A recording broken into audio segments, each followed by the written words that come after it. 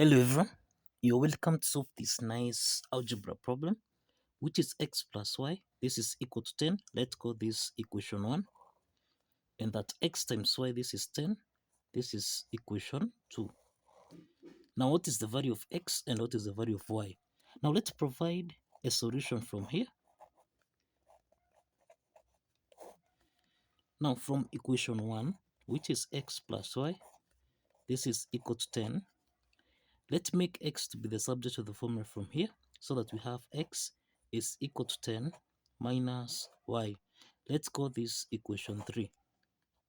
Now from equation 2, which is x times y, this is equal to 10.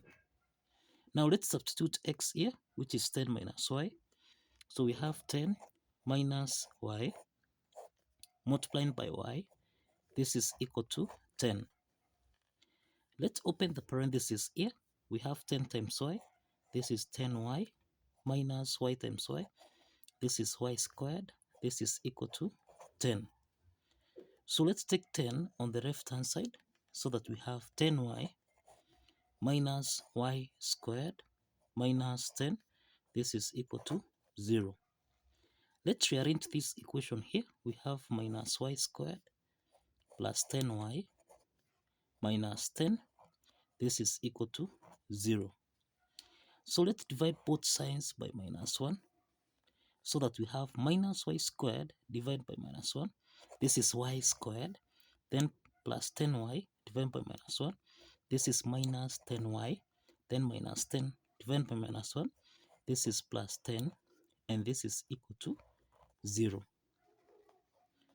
Now, this is a quadratic equation of the form ay squared plus by plus c. This is equal to 0.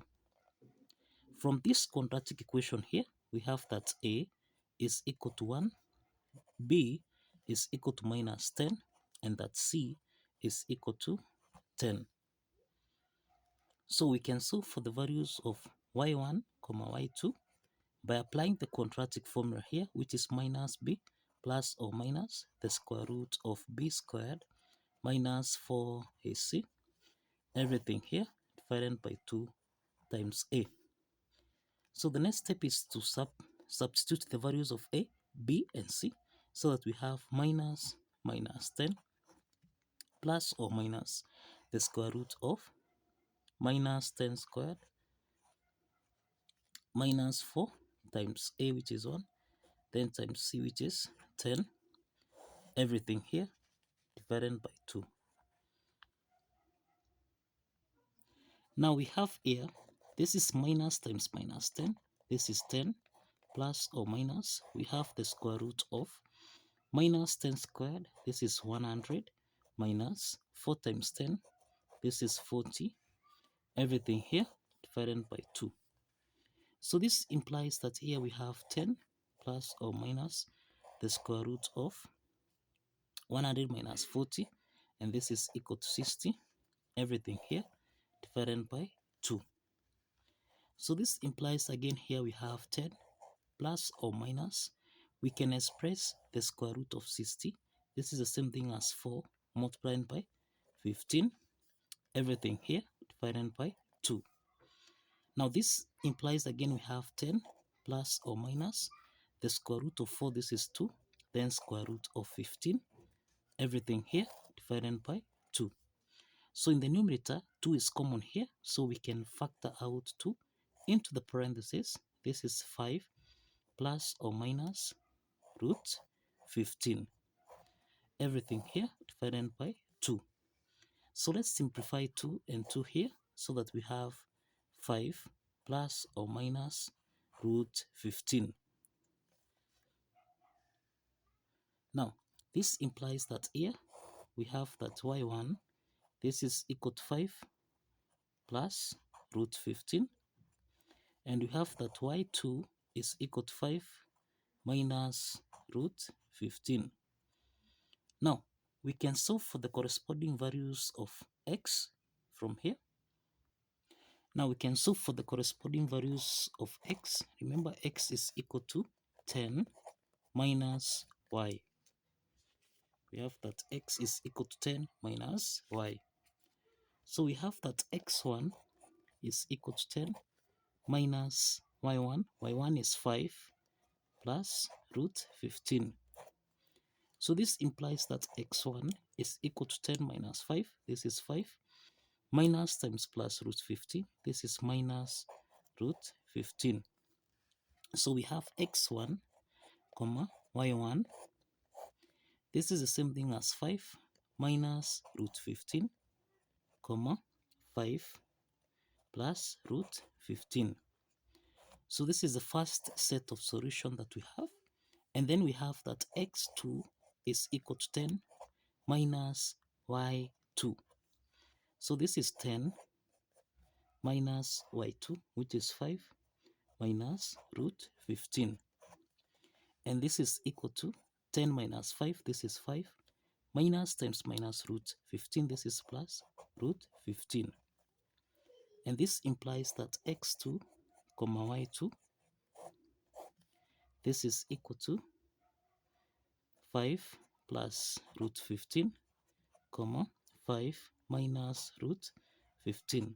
So this is the second set of solution that we have. Now let's verify that these two set of solution here satisfies the equation.